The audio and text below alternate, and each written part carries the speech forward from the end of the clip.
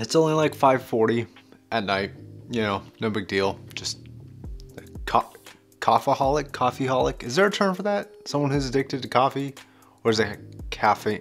Whatever. Anyways, real quick, 2 updates. This shirt is probably the last H&M shirt I will ever buy because they always have some sort of build issues. But you're not here for my clothing issues. You're here for headphones, amps, and stuff like that. So real quick, I want to talk about a couple updates, and then I will talk about the new stuff that is coming to the channel. And I do that just to kind of give you an update on what's coming. So either you can get excited about stuff, you can give me feedback, you can ask questions about it, stuff like that. Or if you're not already subscribed, you know to subscribe for that sort of stuff in the future. So what's the update? Well, a surprising response to my I need an amplifier video. It seemed to be very popular. I've done this take 3 times.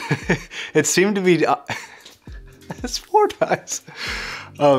It seemed to be very popular, and I wanted to update you guys and tell you that I have sold the speakers. I'm shipping them out tomorrow, actually. And so I'm just in search of an amplifier. But now I do have a DAC, and I'm thinking that it might be better to get a dedicated amplifier and a dedicated DAC. That way, when new DACs or new amplifiers can come in, I can actually just switch with the gear I'm already using. So if I have my stock DAC and my stock amplifier, if a DAC comes in, I could just swap out the DAC. Unfortunately, this kind of rules out the NFV11, which is kind of where I was leaning, if I could find one at least. But with the NFV, there's no analog inputs, so I'm not quite sure what I want to do. That being said, let's go ahead and get into the new things that I was talking about, starting with the first part of that DAC amp equation.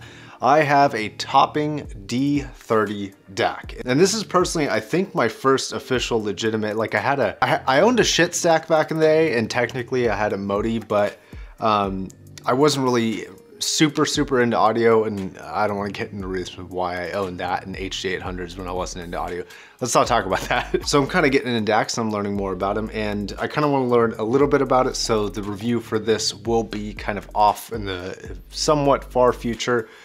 Quite a few weeks from now, because I simply don't know enough to bring you like a legitimate review of this without basically just listing specs off a website that you can read anyways. Now, the next 2 things we're going to talk about is Modhouse Argons.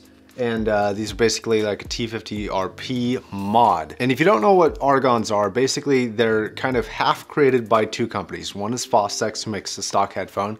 You purchase those, usually Mark IIIs people use a lot. And then you send them to a company called Modhouse. There's a link to their website down below, and they modify these in more ways than just changing pads and a head strap and actually make them sound, well, I'll wait for the full review to tell you how I think they sound. I also have the Mastrop 6XXs here, and I kind of want to ask a quick question.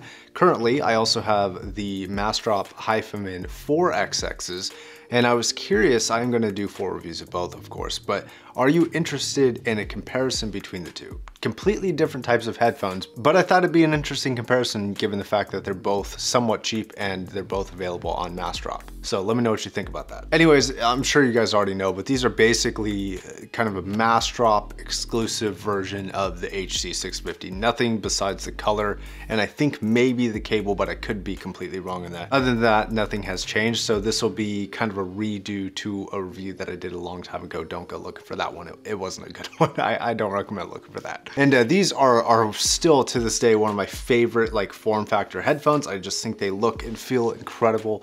And I reviewed the 660s not too long ago, and I was pretty impressed with those, but it'll be interesting to compare them to something that is less than 50% of the cost. So in this review, of course, I'll be talking about whether or not it's worth it. And then the last thing that I'm really excited about, because this is one of the first times I've been kind of early to a review thing. I have the Monoprice M600 and the M650. Right off the bat, you might be noticing that these look exactly the same, and that's kind of what I thought, except there is a slight size discrepancy, the 600 being a little bit smaller in terms of like the actual ear cup. The headband is exactly the same. And these are very interesting. I'll of course be, you know, more in depth, and I'll explain more of what I mean by that in the full reviews, of course. But right off the bat, the quality fills this like awkward space of like better than the M1060, but worse than the M560. Like the M560 was built like a freaking tank, but the M1060 was build is kind of sketchy.